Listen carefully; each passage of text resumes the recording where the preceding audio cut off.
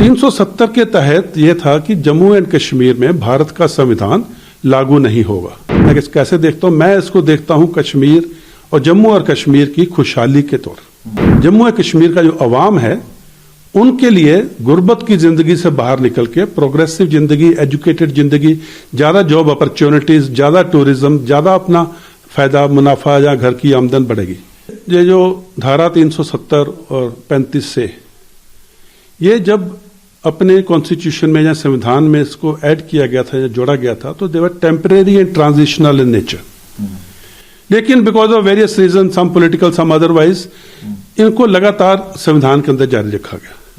और 370 के तहत यह था कि जम्मू एंड कश्मीर में भारत का संविधान लागू नहीं होगा। वहां पे रणबीर पैनल कोर्ट के तहत पूरी कार्रवाई चलेगी। So this had lot of drawbacks. मैंने इसके बारे में अपनी किताब में बहुत डिटेल में लिखा है, कितने गाजी आए, कितने गाजी गए में। और क्योंकि जिस दिन 370 और 35 से हटाई गई 5 अगस्त 2019, मैं उस टाइम पे चिनार कोर का कोर कमांडर था, कश्मीर का कोर कमांडर था, जिसका लाइन ऑफ कंट्रोल और वादी के भीतर पूरे मिलिट्री ऑपरेशंस का मैं जिम्मेवार था। तो इसको एब्रोगेट करने के लिए एक बहुत सोचे समझे तरीके से ये तरतीब बनाई गई और इसको एग्जीक्यूट किया गया। 370 जैसे आपने पूछा कि मैं कैसे देखता हूं, मैं इसको देखता हूं कश्मीर और जम्मू और कश्मीर की खुशहाली के तौर। जम्मू और कश्मीर का जो अवाम है उनके लिए गुर्बत की जिंदगी से बाहर निकल के प्रोग्रेसिव जिंदगी, एजुकेटेड जिंदगी, ज्यादा जॉब अपॉर्चुनिटीज, ज्यादा टूरिज्म, ज्यादा अपना फायदा मुनाफा या घर की आमदन बढ़ेगी। तो खुशहाली का दौर है पिछले 4 साल में। जब से ये धारा हटी है तब से ये ऑलरेडी दिख रहा है। ये किस तरह से एग्जीक्यूट किया गया, क्योंकि आप तो मेन थे, आप वहां पे चीफ थे, और क्या किस तरह से होम मिनिस्ट्री से मीटिंग हुई और किस तरह से आपको ये पता लगा कि इसको करना है, कैसे रेडी हुआ? क्योंकि ये आसान नहीं था, बड़ा चैलेंजेबल जॉब था। जैसे कि आपने बताया कि कैसे होम मिनिस्टर साहब से मीटिंग हुआ, तो ये बात 26 जून 2019 की है।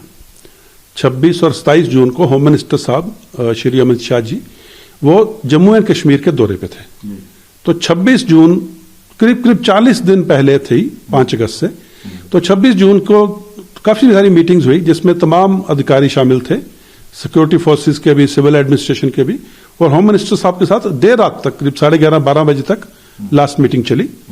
तो उसके बाद में जब मैं वापस घर आया तो रात को 2 बजे के करीब मुझे एक फोन आता है कि सर सुबह 7 बजे होम मिनिस्टर साहब के साथ में ब्रेकफास्ट मीटिंग है। तो मैंने कहा ठीक है। फिर 3 बजे दोबारा एक फोन आता है कि सर आप क्या खाएंगे ब्रेकफास्ट में? तो मेरा जवाब था जो सब लोग खाएंगे वो मैं भी खाऊंगा। तो उस वक्त मुझे बताया गया कि इसमें सिर्फ आप और होम मिनिस्टर साहब ही होंगे और इसमें तीसरा आदमी कोई नहीं होगा। तो जब मैं सुबह 7 बजे वहां पहुंचा, यहाँ होम मिनिस्टर साहब ने पक्का, उनके जो भी आदमी काम कर रहे थे उन्होंने आलू के पराठे और ढोकला और कई कुछ था, लेकिन टेबल के ऊपर खाने के व्यंजनों के अलावा जो बहुत सारे मसले थे, बहुत लंबी डिटेल में बातचीत हुई कि अगर सरकार कोई कदम उठाती है तो उसका क्या असर हो सकता है वादी के भीतर और लाइन ऑफ कंट्रोल के ऊपर। उसमें पूरी डिटेल में बात की कि पाकिस्तान के पास क्या ऑप्शन है, पाकिस्तान क्या कर सकता है, अगर वादी में मान लो कि म्यूटनी हो सकती है, जहां अपराइजिंग हो सकती है, जहां तोड़फोड़ की घटनाएं हो सकती हैं, जहां पूरा वादी बंद हो जाएगी, जैसे कुछ साल पहले एक टेररिस्ट के मरने के बाद में हुआ था। तो इन सब बातों के ऊपर सोच विचार किया गया और उन सब को कैसे उसको हैंडल किया जाएगा, कैसे टैकल किया जाएगा, उसके बारे में बातचीत हुई।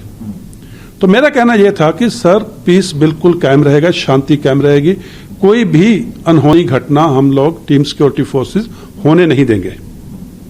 तो एक वक्त पे जब बातचीत इस लेवल पे पहुंची कि तो आप क्या सोचते हो, तो मेरा होम मिनिस्टर साहब को ये बताया मैंने कि अगर इतिहास लिखना है तो किसी को इतिहास बनाना पड़ेगा। We have to write history only if we have created history. तो वो इतिहास जो बनाया गया, आज मैंने भी एक किताब लिखी है, बाकी भी बहुत से लोग लिखते हैं, और आज 5 जजों के बेंच ने सुप्रीम कोर्ट के उस इतिहास के ऊपर मोहर भी लगा दिया। तो वो इतिहास जो शुरुआत हुई 5 अगस्त 2019 को, और 27 जून की सुबह की जो मीटिंग थी उसमें जब आखिरी मेरे से पूछा गया होम मिनिस्टर द्वारा कि फिर जिम्मेवारी किसकी है, तो मेरा कहना था कि टीम सिक्योरिटी फोर्सेस, क्योंकि हमने पिछले कुछ महीनों में इतनी तैयारी की हुई थी या इतने कुछ किया हुआ था जिसका मैंने जिक्र अपनी किताब कितने गाजी आए कितने गाजी गए में किया है। वो पूरी चीज मेरे को एक हौसला दे रही थी कि यस, कॉन्फिडेंस दे रही थी कि हम कोई गलत काम होने नहीं देंगे। नहीं तो कुछ पॉलिटिशियंस, कुछ पुराने चीफ मिनिस्टर ने बोला था खून की नदियां बह जाएंगी, तिरंगे को कंधा देने वाला कोई नहीं होगा। ऐसा कुछ नहीं हुआ और टीम सिक्योरिटी फोर्सेज और सरकार ने पूरी शांति के साथ, अमन के साथ धारा 370 की एब्रोगेशन को लागू किया और बाकी जैसे सब बोलते हैं रेस्ट इज हिस्ट्री।